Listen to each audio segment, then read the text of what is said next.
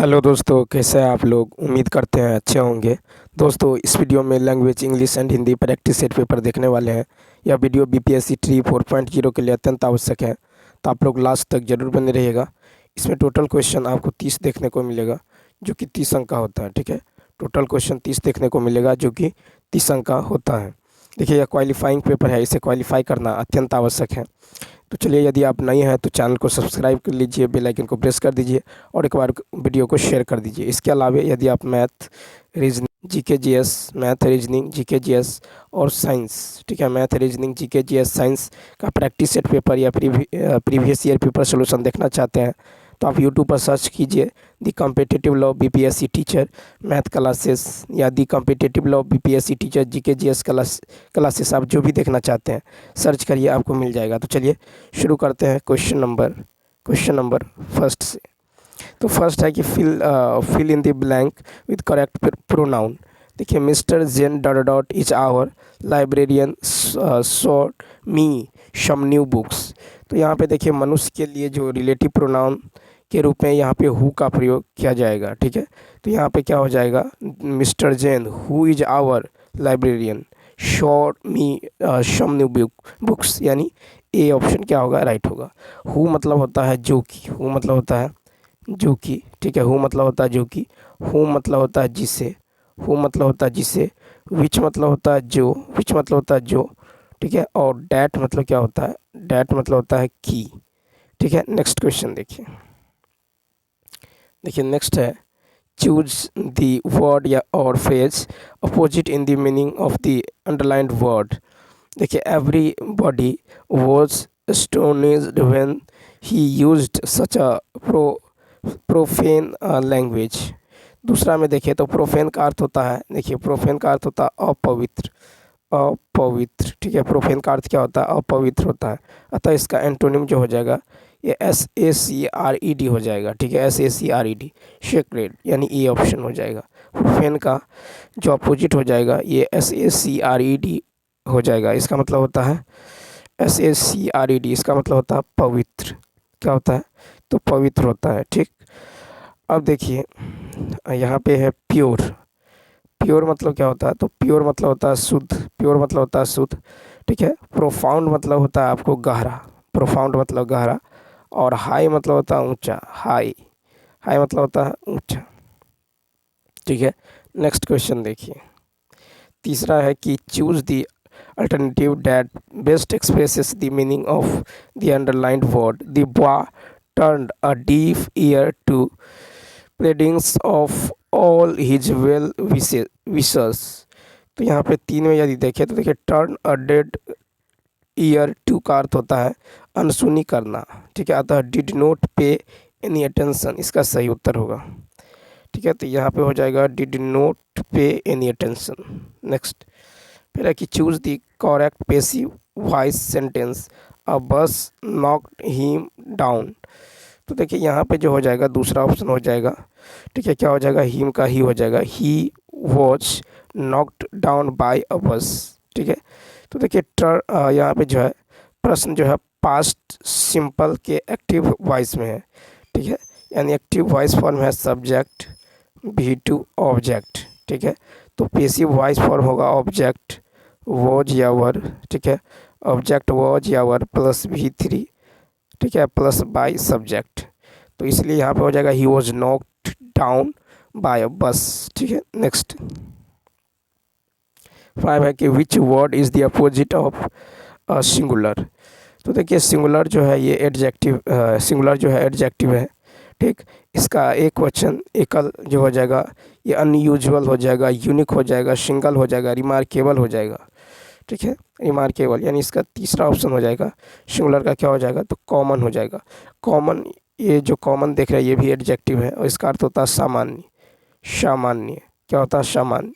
ठीक है, या नियमित हो जाएगा, यूजुअल, रेगुलर, ठीक है, हैबिचुअल हो जाएगा। तो यहाँ पे जो राइट आंसर हो जाएगा कॉमन हो जाएगा। नेक्स्ट देखिए क्वेश्चन नंबर 6।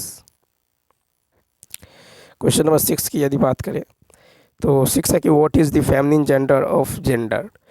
तो देखिए यहाँ पे फर्स्ट हो जाएगा GOOSE। ठीक है, तो देखिए यहाँ पे जो है GANDI का था, फेमिनिन जेंडर ऑफ GNDR, तो इसका जो फेमिनिन जेंडर हो जाएगा ये GOOSE हो जाएगा, गूज हो जाएगा। ठीक है, तो इस तरह जो है राइट आंसर होगा ए ऑप्शन। नेक्स्ट देखिए, फिर 7 है कि choose the part of a speech the word printed in bold the sentence the ship sustained heavy damage. तो यहाँ पे देखिए 7 में नाउन की विशेषता, ठीक है, नाउन की विशेषता जो है एडजेक्टिव दर्शाता है, शब्द हैवी जो है एडजेक्टिव, शब्द डैमेज नाउन की विशेषता दर्शाता है। ठीक है, तो यहाँ पे दो हो जाएगा, एडजेक्टिव हो जाएगा। ठीक है, क्या हो जाएगा, हैवी, यहाँ पे एडजेक्टिव हो जाएगा। ठीक, नेक्स्ट क्वेश्चन देखिए, क्वेश्चन नंबर 8। क्वेश्चन नंबर 8 है कि I can't imagine why she has behaved like that dot dot dot, supply suitable question tag. तो यहाँ पे क्वेश्चन टैग जो है लगाना है और वाक्य जो है आपको निगेटिव है। ठीक है, तो क्वेश्चन टैग क्या होगा, पॉजिटिव होगा। ठीक है, क्वेश्चन टैग क्या होगा, तो यहाँ पे पॉजिटिव होने वाला है। तो देखिए दिया गया वाक्य नकारात्मक है, अतः सकारात्मक क्वेश्चन टैग का प्रयोग होगा, कैन आई हो जाएगा। I can't imagine why she has behaved like that, तो यहाँ पे हो जाएगा कैन आई हो जाएगा, कैन आई यानी फर्स्ट ऑप्शन। नेक्स्ट, और 9 से 11 तक देखिए नीचे दिए गए गद्यांश को पढ़कर पूछे गए प्रश्नों के उत्तर दें।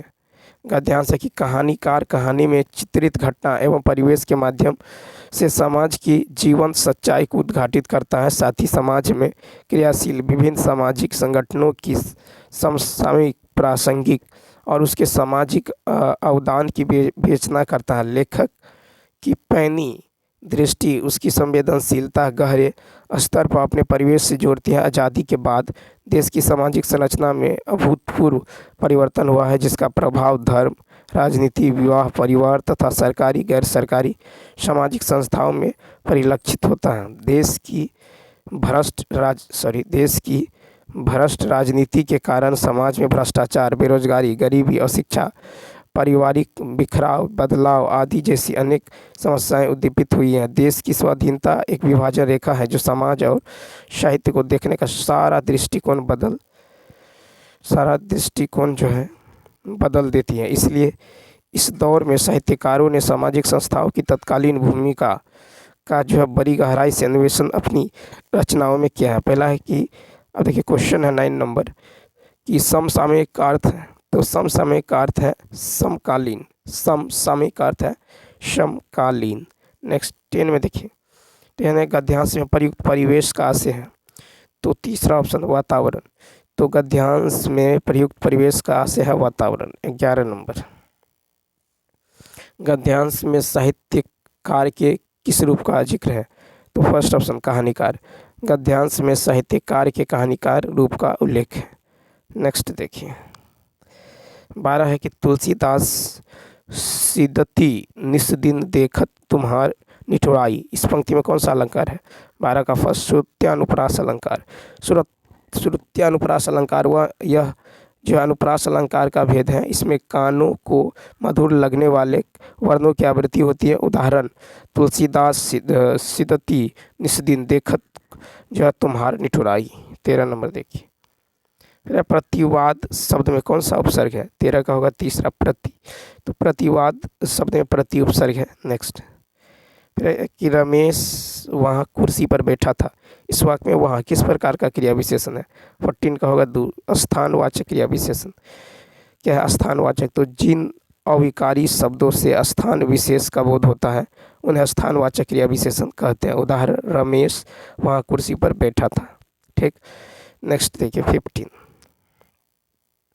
15 है कि मूर्धन्य अल्पप्राण अघोष वर्ण का उदाहरण कौन सा है, तो 15 का होगा मूर्धन्य अल्पप्राण अघोष वर्ण। मूर्धन्य व्यंजन वे होते हैं जो मुख के भीतर तालु और ओठ के बीच कठोर भाग मूर्धा से उच्चारण किए जाते हैं। इसमें ट, ठ, ड, ढ, र, न है। मूर्धन्य अल्पप्राण अघोष व्यंजन का उदाहरण ट, ढ, न है। ठीक, तो होगा ट, ढ और न। ठीक, उसके बाद 16 यदि देखें तो मूर्धन्य अल्पप्राण अघोष वर्ण का उदाहरण है ट, ड, न। ठीक है, 16 देखिए कहता है प्रश्नवाचक और विस्मयादिबोधक को छोड़कर सभी वाक्यों के अंत में क्या प्रयुक्त होता है, तो देखिए दूसरा ऑप्शन पूर्ण विराम। प्रश्नवाचक और विषमयादि बोधक को छोड़कर सभी वाक्यों के अंत में पूर्ण विराम प्रयुक्त होता है। 17। फिर है कि अब अधर में लटकना मुहावरे का अर्थ क्या है? 17 का दुविधा में पड़ जाना। अधर में लटकना मुहावरे का अर्थ है दुविधा में पड़ जाना। नेक्स्ट 18 है कि आपस में झगड़ा मत करो, इस वाक्य में किस प्रकार के क्रिया विशेषण का प्रयोग हुआ है? 18 का दूसरा ऑप्शन रीतिवाचक। तो वे अविकारी शब्द जिनके द्वारा जो क्रिया के समान होने की रीति का बोध होता है उन्हें रीतिवाचक क्रिया विशेषण कहते हैं। ठीक है, इसमें यथा, क्योंकि, ठीक, निसंदेह, मत, ठीक है, आदि शब्द उदाहरण, आपस में झगड़ा मत करो। ठीक है, ये सब। नेक्स्ट देखिए 19 नंबर है कि नहीं पराग नहीं मधुर मनु, नहीं पराग नहीं मधुर मधु, नहीं विकास यही काल, अली कली ही सब बंध्यो, आगे कौन हवाल। तो इनमें कौन सा अलंकार है? 19 का होगा दूसरा अन्योक्ति अलंकार। अन्योक्ति का अर्थ होता है अन्य के प्रति कही गई उक्ति। अन्योक्ति अलंकार में अप्रस्तुत के माध्यम से प्रस्तुत का वर्णन किया जाता है। ठीक है, अब देखिए नेक्स्ट क्वेश्चन नंबर 20 है कि निम्नलिखित वाक्यों में मिश्र वाक्य ज्ञात करें। तो तीसरा ऑप्शन हो जाएगा मिश्र वाक्य। क्या होगा? अभिमीत खेल रहा है क्योंकि उसके साथ अभिषेक भी है। तो मिश्र वाक्य में जो एक प्रधान उपवाक्य तथा एकाधिक आश्रित उपवाक्य होता है, जैसे अभिमीत खेल रहा है क्योंकि उसके साथ अभिषेक भी है। नेक्स्ट अब देखिए 21 नंबर है कि सांप, तुम सभ्य तो हुए नहीं, नगर में बसना भी तुमने नहीं आया, एक बात जो पूछ तब कैसे सीखा डसना, विष कहाँ पाया। उपयुक्त कविता में कौन सा छंद है? तो देखिए 21 का हो जाएगा फर्स्ट, यानी मुक्त छंद। ठीक है, तो मुक्त छंद क्या हो जाएगा? यहाँ पे राइट आंसर होने वाला है। ठीक, तो मुक्त छंद कविता का वह रूप होता है जो किसी छंद विशेष के अनुसार नहीं रची जाती, नहीं तो कांत होती है। इसकी परंपरा सूर्यकांत त्रिपाठी निराला ने आरंभ की। अज्ञ ने अपने कविता सांप में मुक्त छंद का उदाहरण दिया है। नेक्स्ट देखिए, कहता जो ईश्वर पर विश्वास करता हो, इस वाक्यांश के लिए सही शब्द कौन सा होगा? 22 का होगा तीसरा आस्तिक। जो ईश्वर पर विश्वास करता हो के लिए एक शब्द है आस्तिक, जो ईश्वर पर विश्वास नहीं करता है उसके लिए एक शब्द है नास्तिक। देखिए 23 नंबर है कि निम्नलिखित वाक्यों में से सरल वाक्य ज्ञात करें। तो सरल वाक्य हो जाएगा दूसरा, नेहा रात भर परीक्षा में सफल होने के लिए पढ़ती हैं। ठीक है, 24 नंबर देखिए, इनमें से किस शब्द की वर्तनी शुद्ध है? 24 का हो जाएगा फर्स्ट तिरस्कार। तहर्षी का रो दंत सो को आकर संयुक्त रो। तिरस्कार जो है शब्द शुद्ध वर्तनी का है। नेक्स्ट 25 है निम्नलिखित में से कौन सा शब्द तद्भव है? 25 का देखिए, तो इसमें से तद्भव जो है ये अब 3 भौरा। ठीक है, भौरा क्या है? तद्भव है। भौरा क्या है? तद्भव है। इसका तत्सम होगा भ्रमर। ठीक है, भिक्षा जो है तत्सम है, इसका जो तद्भव होगा ये हो जाएगा भीख। ठीक है, भीख हो जाएगा। उसके बाद देखिए परसु जो है तत्सम है, इसका तद्भव हो जाएगा फरसा। ठीक, फरसा हो जाएगा। बिंदु जो है बिंदु ये तत्सम है और बिंदु का जो तद्भव हो जाएगा ये हो जाएगा बूंद। नेक्स्ट क्वेश्चन नंबर देखिए 26 की यदि बात करें तो कहता है गरुड़ का पर्यायवाची शब्द इनमें से कौन सा है? गरुड़ का पर्यायवाची शब्द, तो यहाँ पे देखिए गरुड़ का जो पर्यायवाची है यह खगेश। ठीक है, गरुड़ का पर्यायवाची शब्द है खगेश। ठीक है, इंद्र का होता है मघवा। ठीक है, अग्नि का होता है जातवेद। नेक्स्ट 27 नंबर देखिए, दिए गए शब्दों की संधि विच्छेद ज्ञात कीजिए। इतस्ता। ठीक है, इतस्तता, तो इतस्तता शब्द का संधि विच्छेद होगा इतः जोर तता हो जाएगा। ठीक है, इतः जोर तता यानी दूसरा ऑप्शन इतः जोर तता। नेक्स्ट 28 नंबर देखिए, निम्नलिखित प्रश्न में दिए गए 5 विकल्पों में से उस विकल्प का चयन कीजिए जो मुहावरे के अर्थ को सर्वश्रेष्ठ रूप में व्यक्त करता है। पत्थर में डूब जमना। 28 नंबर, पत्थर में डूब जमना तीसरा ऑप्शन। असंभव बात होना। ठीक है, क्या होगा? असंभव बात होना। नेक्स्ट क्वेश्चन देखिए, फिर है कि दिए गए शब्द युग्म का सही शब्द युग्म बताइए। बान और बान, तो 29 में यदि देखें तो देखिए 29 में जो हो जाएगा आपको, देखिए बाण मतलब होता है आदत, बौ आकार बड़ी नौ का मतलब होता है तीर, ठीक है। तो यहाँ पर बौ आकार छोटी नौ का मतलब होता है आदत बाण, और इस बाण का अर्थ होता है तीर, यानी तीसरा ऑप्शन क्या होगा, राइट होगा। नेक्स्ट देखिए 30 नंबर है कि इनमें से कौन सा शब्द हमेशा एक वचन में नहीं रहता है। 30 में तीसरा ऑप्शन देखिए प्राण। तो देखिए कुछ शब्द सदैव बहुवचन में प्रयोग किए जाते हैं, जैसे हस्ताक्षर, आंसू, दर्शन, प्राण, दाम, लोग आदि। तो यहाँ पे तीसरा ऑप्शन क्या होगा, राइट होगा। तो चलिए दोस्तों, इस वीडियो में इतना ही। यदि यह वीडियो अच्छा लगा हो तो लाइक, शेयर और सब्सक्राइब करना ना भूलें। साथ ही साथ कमेंट करके बताइए यह वीडियो आपको कैसा लगा। इसके अलावा यदि आप मैथ, रीजनिंग, ठीक है, जीके जीएस साइंस का प्रैक्टिस सेट पेपर देखना चाहते हैं तो आप यूट्यूब पर सर्च करिए the competitive law BPSC teacher GK GS classes, या जो भी आपको ज़रूरत है मिल जाएगा। तो चलिए मिलते हैं नेक्स्ट वीडियो में। Thanks for watching.